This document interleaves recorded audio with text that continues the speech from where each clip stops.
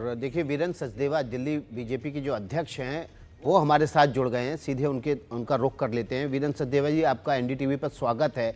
बड़ा सवाल ये कि जो एग्जिट पोल के नतीजे हैं ये आपकी उम्मीद के मुताबिक हैं या उम्मीद से कम हैं?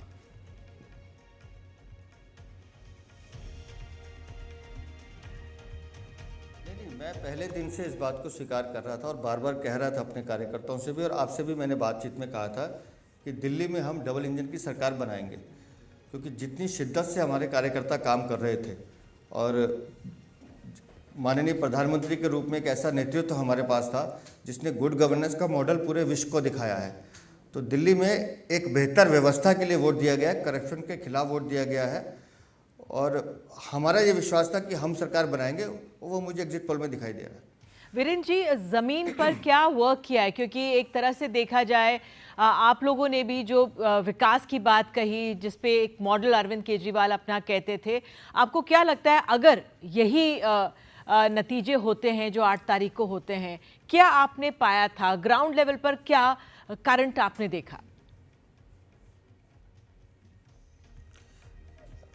निधि जी, दिल्ली में गवर्नेंस नाम की चीज़ ही नहीं थी और यही बात जनता को समझाने की ज़रूरत थी।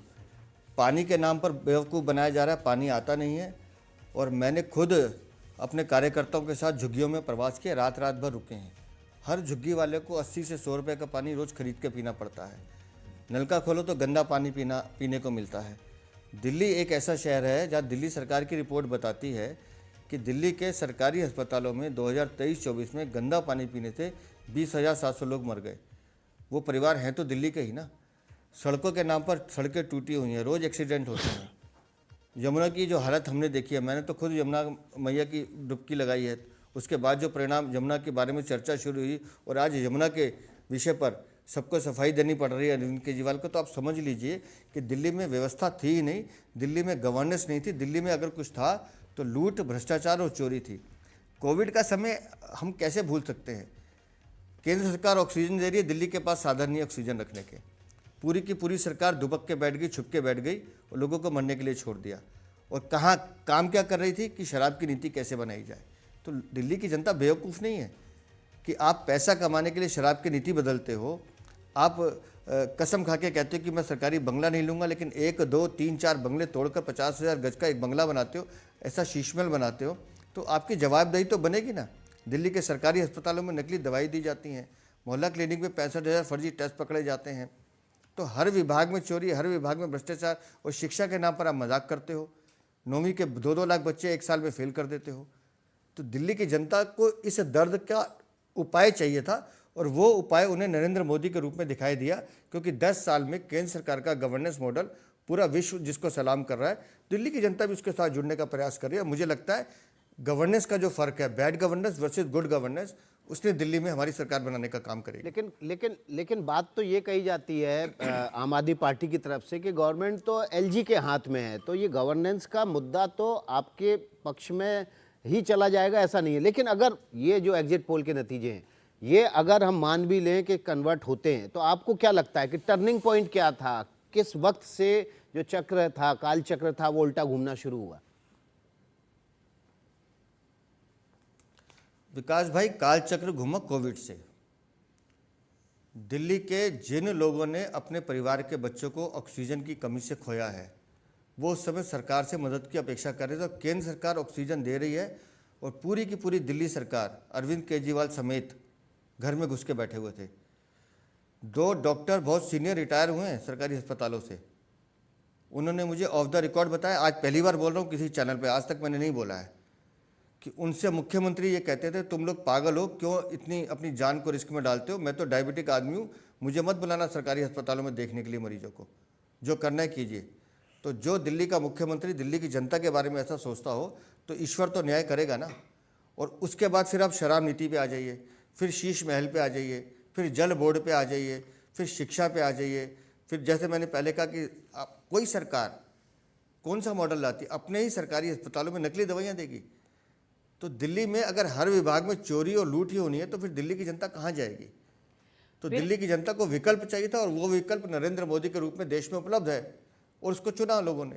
वीरेंद्र जी, इस बार आपसे क्या आपने जिस तरह से बीजेपी को लीड किया है, 8 तारीख का हमें इंतजार करना चाहिए? क्या हम दिल्ली के भावी मुख्यमंत्री से बात कर रहे हैं?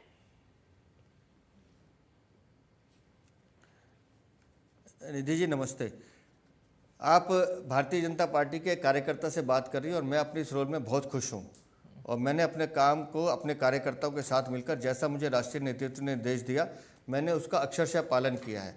ये जीत माननीय प्रधानमंत्री की है, ये जीत माननीय गृह मंत्री की है, ये जीत हमारे राष्ट्रीय अध्यक्ष जेपी नड्डा की होने वाली है, जिसे जनता ने भरपूर आशीर्वाद विश्वास के साथ दिया है। और 8 तारीख के बाद मुझे क्या काम करना है, मैं पार्टी का काम कर रहा हूँ एज ए कार्यकर्ता, उसी तरह काम करता रहूँगा। इसको रिफ्रेम कर लेते हैं सवाल को। तो वीरेंद्र सचदेवा जी, दिल्ली का बीजेपी का चेहरा कौन होगा, मुख्यमंत्री कौन होगा, ये बता दीजिए। विकास भाई, आप तो पूरा देश कवर करते हैं। मध्य प्रदेश में चेहरा कौन था, राजस्थान में कौन था, उड़ीसा में कौन था, छत्तीसगढ़ में कौन था, हरियाणा में कौन था, महाराष्ट्र में कौन था। आपको मालूम है हमारा केंद्रीय नेतृत्व तय करता है कि कौन व्यक्ति क्या काम करेगा। तो जिस भी कार्यकर्ता को ये जिम्मेदारी मिलेगी, हमारी जिम्मेदारी ये है कि दिल्ली की जनता से हमने जो वादे किए हैं, अगले 5 साल में दिल्ली को विकसित राजधानी बनाने के लिए हम सब 24/7 माननीय प्रधानमंत्री के निर्देशानुसार काम करें। जी वीरेंद्र सचदेवा जी, एक आखिरी सवाल आपसे लेंगे। शीश महल को आपने बहुत बड़ा मुद्दा बनाया, चुनाव में इसको लेके गए, इसको अरविंद केजरीवाल के खिलाफ इस्तेमाल किया।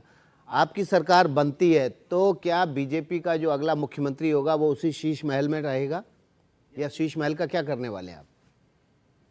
नहीं, हमने पहले दिन घोषणा की थी, जिस दिन भारतीय जनता पार्टी की सरकार बनेगी, पहले तो ये शीश महल जनता के लिए खोला जाएगा और इसमें भारतीय जनता पार्टी का मुख्यमंत्री नहीं रहेगा। इसको दिल्ली की जनता को समर्पित करेंगे, इसका क्या यूटिलाइजेशन होना है वो देखेंगे, लेकिन भारतीय जनता पार्टी का मुख्यमंत्री इस अय्याशी के महल में नहीं रहेगा।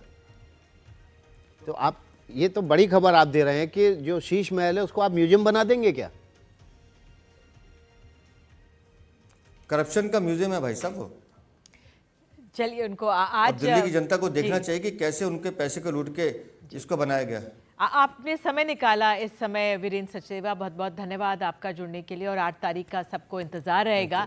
धन्यवाद आपका जुड़ने के लिए।